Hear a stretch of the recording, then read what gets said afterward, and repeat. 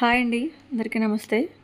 ఇక్కడైతే early morning మా అమ్మ కిందకెళ్ళింది. సో పూలు కోయటానికి పూజ కోసం అండి.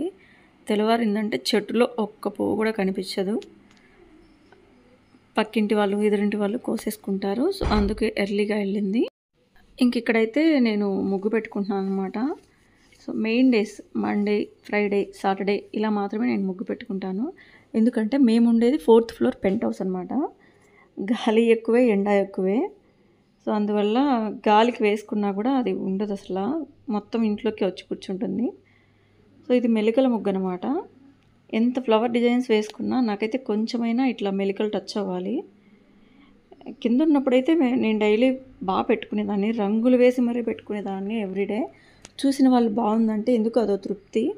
అది బాగా అందంగా ముగ్గు వేసుకున్నప్పుడు ఎవరైనా ఒక కాంప్లిమెంట్ ఇచ్చినప్పుడు అట్లా ఆ కాంప్లిమెంట్ని ఫీల్ అయిన వాళ్ళకి అర్థమవుతుంది అది. సో అట్లాంటి కాంప్లిమెంట్స్ నేను చాలానే తీసుకున్నాను. సో ఇంకా నా ముగ్గు అయితే ఇలా వేసుకున్నాను. మండే అనమాట.